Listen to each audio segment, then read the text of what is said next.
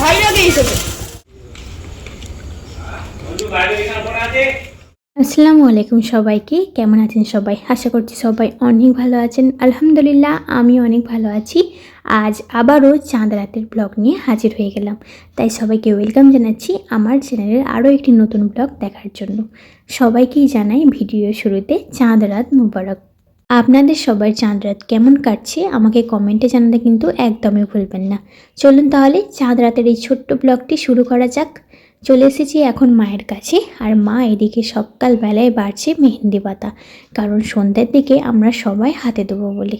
আর এই মেহেন্দি পাতার রং ও গন্ধ এতটাই অপূর্ব, আপনারা যারা যারা মেহেন্দি পাতা বেটে হাতে দেন তারা অবশ্যই জেনে থাকবেন। ঈদ আসবে আসবে এটাই কিন্তু অনেক আনন্দের, আর এই চাঁদ রাতে কিন্তু ঈদের থেকে অনেক বেশি আনন্দ হয়ে থাকে।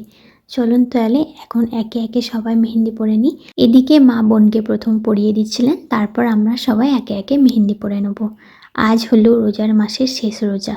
দেখতে দেখতে একটা মাস যে কিভাবে কেটে গেল তার টেরই পাওয়া গেল না। আজ যেহেতু শেষ রোজা, তাই এই রোজার মাসের ওসিলায় মহান আল্লাহ তাআলা যেন আমাদের সকল গুনাহখাতা মাফ করে দেন। আপনারা কমেন্ট বক্সে আমিন লিখতে একদমই ভুলবেন না। চলুন তাহলে আপনাদের সঙ্গে কথা বলতে বলতে চলে এসেছি আমাদের গ্রামের মসজিদের একেবারে সামনে। আর এদিকে চাঁদ রাত উপলক্ষে মসজিদটাকে খুব সুন্দরভাবে সাজিয়েছিলেন আমাদের পাড়ার ছোট্ট ছোট্ট বাচ্চারা। আপনারা সাজানোটা কেমন হয়েছে একটু জানাবেন। আর আজ শুধু সাজানো নয়, গ্রামবাসীর সবাইয়ের উদ্দেশ্যে একটি খাবারের আয়োজন করা হয়েছে মসজিদের মধ্যেই, যেটা আপনাদের অনেক ভিডিওতে আমি শেয়ার করেছি এর আগে, আপনারা হয়তো দেখে থাকবেন।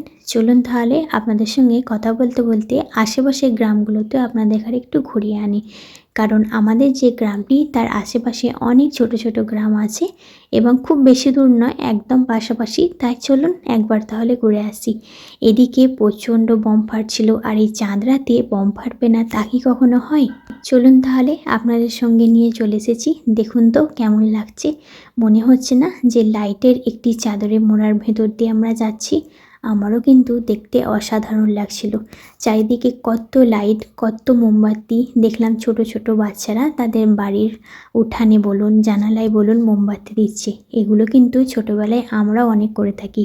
বাড়ি বাড়ি তৈরি হচ্ছে রুটি, কত কিছু খাবার, যেহেতু কাল ঈদ কত কি। আর এদিকে মা করছিলেন রুটি কাকিদের সাথে। আমাদের গ্রামে আমি ছোট থেকে দেখে আসছি, সবাই কখনো চাঁদ রাতের দিন একা একা কোনো খাবার বানায় না। গ্রামের 2-4 জনা কিংবা 5-6 জনা একসাথে জড়ো হয়ে সমস্ত কিছু খাবার বানিয়ে থাকে। তারই মধ্যে দেখুন এখানে মা কাকিরা সবাই মিলে রুটি বানাচ্ছে, চালে আটার রুটি।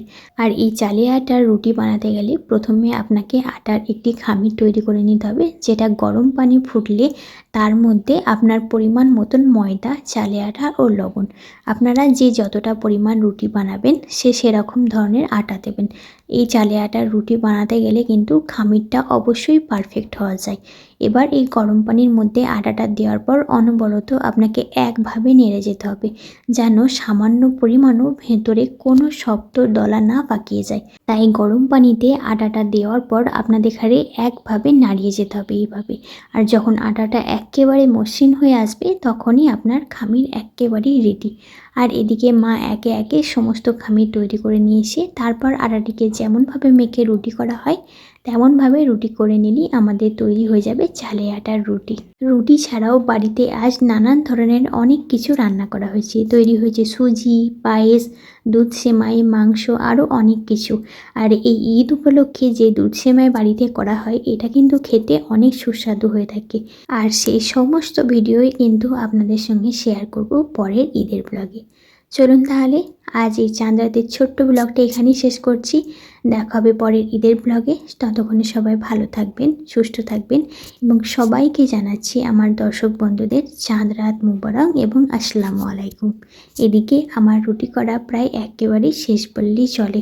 মা এদিকে রুটিগুলো সেঁকে নেওয়ার জন্য তাওয়া গরম করছেন, আর এদিকে কালকে দুধ সেমাই রান্না করার জন্য হাঁড়িতে দুধ জাল দিচ্ছেন। আল্লাহ হাফিজ।